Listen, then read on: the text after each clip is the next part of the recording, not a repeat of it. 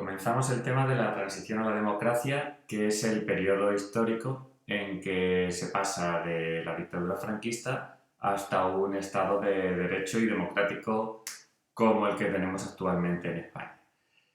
Os quería decir que esas fechas son un poco aproximadas y no están en concordancia con la estructura de vuestros temas de selectividad. Porque, bueno, la transición, hay dudas entre los historiadores un poco sobre cuál tiene que ser el año de fin de la transición. El de inicio está muy claro, 1975, que es la muerte de Franco. Pero el fin, 1982, es el que consideran la mayoría de los historiadores porque es cuando el PSOE gana las elecciones y es la primera vez que la izquierda vuelve al poder desde el Frente Popular. Pero en vuestro temario de selectividad hay un último tema que son los gobiernos democráticos desde 1979 hasta el 2000. Así que realmente nosotros aquí en este tema pues vamos a ver desde el año 1975 que muere Franco hasta 1979, poco después de la Constitución, ¿vale? Bueno, pues vamos a ver antes de nada la estructura del tema para que lo tengáis clara, aunque todo esto pues ya lo iremos poco a poco explicando. El primer punto, que es lo que vamos a ver en este vídeo, es la crisis final del franquismo. Esto es lo que ya estudiamos en la última etapa del tema anterior, 1973-1975, lo que pasa es que aquí lo voy a contar con más detalle. O sea, se puede considerar que la última parte del tema del franquismo es la misma que la primera parte del tema de la transición, porque sin ver esto, el tema se quedaría cojo y no podríamos entender lo que pasa después. Pues a partir de 1975, que muere Franco, se inicia la transición. Y en este tema vamos a estudiar esos tres gobiernos. El primero, que es el de Arias Navarro, del 75 al 76, que ya veréis se le llamó casi el franquismo sin Franco, porque era una especie de intento de continuidad tras la muerte de Franco, pero enseguida empiezan a cambiar las cosas con una figura clave de la transición que es Adolfo Suárez. Adolfo Suárez va a ser el político que pilote un poco este cambio de la dictadura a la democracia. Y va a haber dos gobiernos, del 76 al 77 y luego del 77 al 79, ya lo veremos.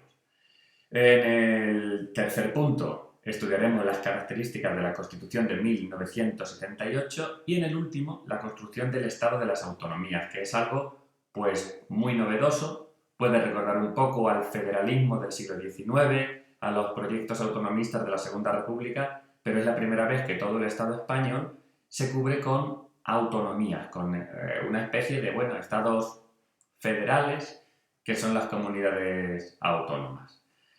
Comenzamos entonces en el vídeo de hoy viendo el primer punto, en la crisis final del franquismo, el contexto de esa crisis y cómo evoluciona. La idea que tenemos que tener clara es que de 1973 a 1975, que es cuando muere el dictador, el franquismo entra en crisis a todos los niveles, empezando por la propia decadencia biológica de Franco, que en estos años pues, es anciano, está enfermo, y claro, una dictadura tan personal como era el franquismo va a achacar mucho la enfermedad y la vejez del dictador. Pero, como os digo, tener claro que la idea es una crisis a todos los niveles. Así que en las siguientes diapositivas lo que vamos a ver son diferentes caras de esa crisis. Crisis económica, crisis política, crisis social, etc. Comenzamos con la económica. Seguro que recordaréis que el franquismo como dictadura tenía dos etapas, primer franquismo y segundo franquismo, que el primer franquismo fue de una gran... bueno, fue en los años de la posguerra, de la miseria, de la autarquía, mientras que el segundo franquismo fueron los años del desarrollismo y los años de ese crecimiento económico espectacular. Bien, pues a partir de 1973 se invierte esa tendencia y ese crecimiento económico espectacular del segundo franquismo se detiene, porque España empieza a sufrir los efectos de una gran crisis económica mundial que hubo en 1973 derivada de la subida de los precios del petróleo. España ya no es un país autárquico, España es un país que está ya metido en los circuitos del capitalismo y de la economía internacional, entonces una crisis global del capitalismo le afectó también a España. ¿Qué motivó esto? Bueno, pues motivó un estancamiento del turismo porque hay menos dinero y una crisis económica, pues la gente viaja menos. También los inmigrantes que estaban fuera que recordáis que mandaban dinero a España, pues también se reducen las remesas de los inmigrantes, y dentro de España aumenta la inflación, que quiere decir que suben los precios, y aumenta el déficit, es decir, la deuda. El dibujo, la portada de esa revista que os pongo ahí, voy a usarla bastante para ilustrar este tema, este tema, porque, bueno, fue muy famosa en esta época de la transición y tenía unas viñetas que reflejaban bastante bien todo esto. ¿Veis? Ahí tenéis a un señor que decía: la crisis económica ha tocado fondo y ahora a excavar. Bueno, pues una crisis económica que rompe con esa dinámica del desarrollismo y del crecimiento del segundo franquismo. Por otro lado, además de la crisis económica, dentro del propio franquismo tenemos una crisis política. Y ya os digo, esto ahora mismo no es dentro de la oposición, de los que estaban en contra del franquismo, es dentro del propio franquismo. Dentro de los franquistas empieza a haber una polémica entre los aperturistas y los inmovilistas. Los aperturistas eran los franquistas que eran partidarios de ampliación de libertades, los que sabían o percibían que la sociedad española se estaba modernizando, estaba cambiando, y que si la dictadura quería sobrevivir, tenía que ampliarse o tenía que relajar de alguna manera sus aspectos más duros o más represivos, tenía que ampliar las libertades. Y sin embargo había otro grupo, que eran los inmovilistas, los que se llamaban el búnker, que decían que no, que precisamente si la dictadura quería sobrevivir, tenía que seguir siendo una dictadura a todos los niveles, porque si no, al final esto iba a desembocar en cada vez más conflictos y en pues en un cambio de régimen, como terminó ocurriendo. Así que ya sabéis, dentro del franquismo también no hay unidad, sino que hay polémica entre los que son partidarios de las libertades y de la continuidad. Ahí tenéis también una viñeta de 1974, ¿no? Dice: libertad dentro de un orden o dos. Rogamos disculpen las molestias que les podamos ocasionar durante las obras de ampliación del búnker. Bueno, pues además de la crisis económica y la crisis política, también tenemos una crisis social. Tenemos oposición en las calles. Tenemos una sociedad ya que desde los años 60 se está modernizando, una sociedad de consumo, una sociedad que cada vez está más en contacto con el resto de los países democráticos, y claro, sabemos que el dictador está anciano, que está enfermo, y la gente se empieza a movilizar para que después de la muerte de Franco no continúe la dictadura. Además, la crisis económica hace que aumenten las huelgas y los signos de oposición. Bueno, ¿cómo responde la dictadura? Pues una dictadura, como responde, es con más represión. Una dictadura no tiene vías para acoger cauces de oposición, como puede ser una democracia, que la gente tiene libertad y se puede manifestar. En la dictadura no. Lo único que encuentra la dictadura para hacer frente a esto es represión. Ahí tenéis otra portada de Hermano Lobo, donde se refiere un poco a todo esto. Aparte, otro elemento de crisis del franquismo, ya os lo comenté en el tema anterior, el distanciamiento de la Iglesia.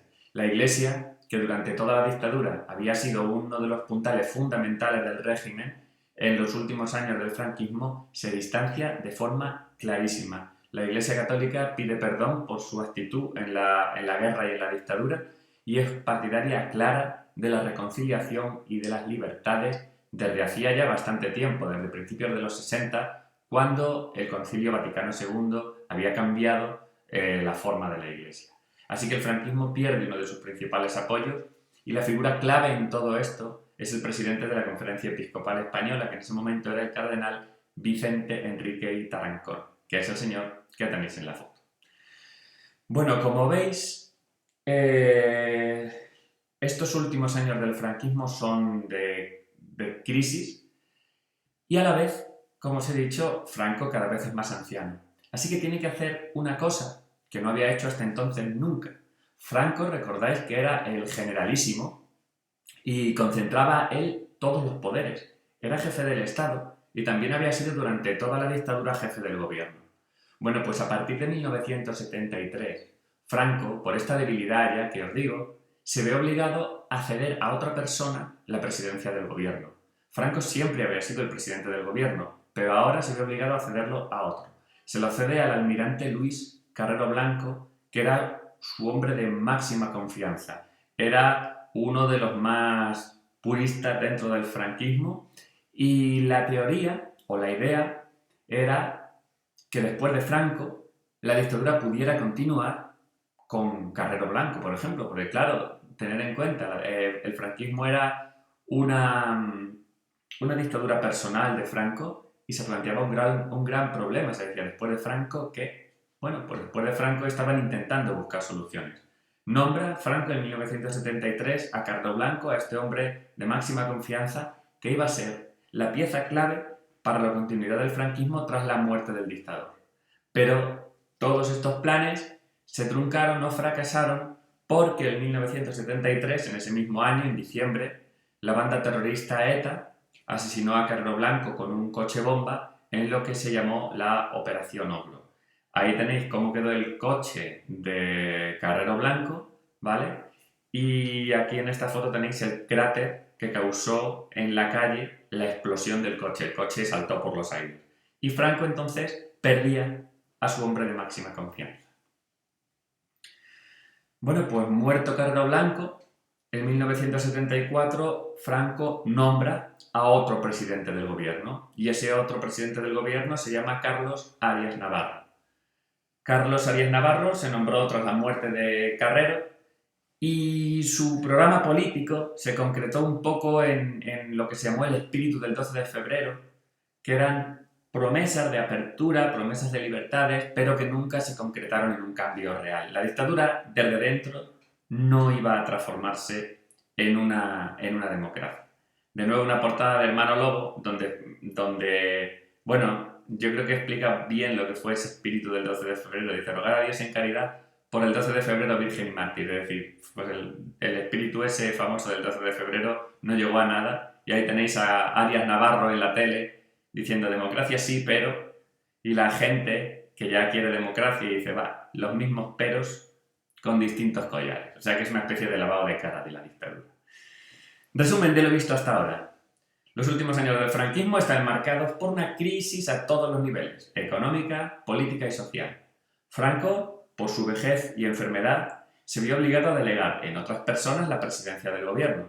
En 1973 le da la presidencia a Carrero Blanco, que es asesinado por ETA, y después, en 1974, a Carlos Arias Navarro con ese espíritu del 12 de febrero. Bien, pues lo que nos queda de clase vamos a ver un poco cómo se desarrollaron los años 1974-1975, que fue ya el verdadero final del franquismo, para preparar el siguiente punto, que es el inicio de la transición a la democracia. El último año y medio del franquismo fue de que a la dictadura se le escapaba de las manos por todos sitios una sociedad española que pedía libertades. El antifranquismo además se organiza de manera fuerte. El Partido Comunista de España organiza la Junta Democrática, el PSOE organiza la Plataforma de Convergencia Democrática y lo que piden es un gobierno provisional, cortes constituyentes, elecciones libres y, en definitiva, el cambio hacia un sistema democrático. Y por otra parte, en las calles aumenta la conflictividad social, pero también la violencia terrorista. No solo estaba la banda terrorista ETA, que es la banda nacionalista vasco, sino también estaban dos grupos terroristas de izquierda, como era el FRAP y los Grapo. Ahí tenéis a un señor que dice, tranquilos, que no pasa nada, y si pasase algo, ya lo habríamos prohibido. En la siguiente diapositiva os he traído algunos de los puntos de esa Junta Democrática de España, del PCE, del programa o de las reivindicaciones que tenía la oposición, para que veáis cómo era claramente un camino de construcción de democracia. La oposición pedía la amnistía absoluta de las responsabilidades por hechos de naturaleza política y social. Amnistía quiere decir el perdón, la amnistía quiere decir que quienes tuvieran delitos políticos o sindicales, es decir, por ser de izquierdas o pertenecer a sindicatos de izquierdas, no tenían por qué estar en la cárcel o tener delitos, eso es la amnistía. La legalización de todos los partidos políticos, la libertad sindical, los derechos de huelga, la libertad de prensa, de radio, de opinión, la independencia de los jueces, el reconocimiento de los catalanes, vascos, gallegos, la celebración de una consulta popular para decidir la forma del Estado, separación de Iglesia-Estado, integración de España en Europa, en fin, pues todo lo que es hoy nuestra democracia. Sin embargo, la dictadura, como os he dicho antes, la única respuesta que tiene ante todo esto es la represión. La dictadura de alguna manera se blinda o no quiere ver esta realidad que le desborda. Así que tenemos las últimas ejecuciones a muerte del franquismo y de la historia de España. En 1974, con 24 o 25 años, se produce la ejecución de Salvador Puig Antich por garrote. Esto está mal escrito. Puig acaba en G, no en CH.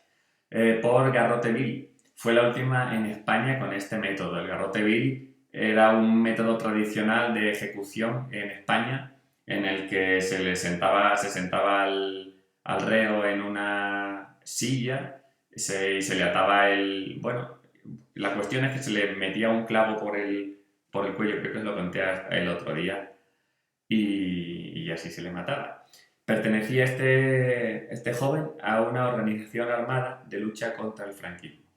Y ya el 27 de septiembre de 1975 se producen las últimas ejecuciones del franquismo. Tener en cuenta que Franco muere el 20 de noviembre y las últimas ejecuciones son en 1975. Por tanto, lo de que la dictadura se estaba relajando es muy relativo y muy cuestionario.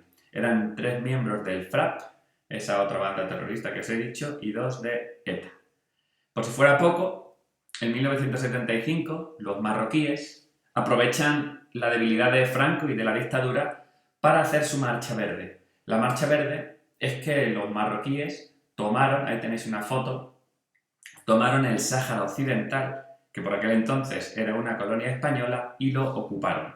Ahí está el Sáhara Occidental, que todavía hoy es un terreno ocupado por Marruecos. Sabéis que los saharauis pues, viven en campamentos, en campos de refugiados, y todavía es un terreno pues, que no tiene soberanía, es un problema sin resolver aún. Está ocupado por Marruecos, ese territorio del Sáhara.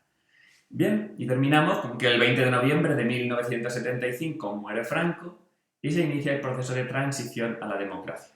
Termino la clase de hoy con una foto histórica, que es el entierro de Franco en el Valle de los Caídos, y como ya sabéis, pues ya no está ahí, porque este año pues ya lo sacaron con las últimas medidas del gobierno.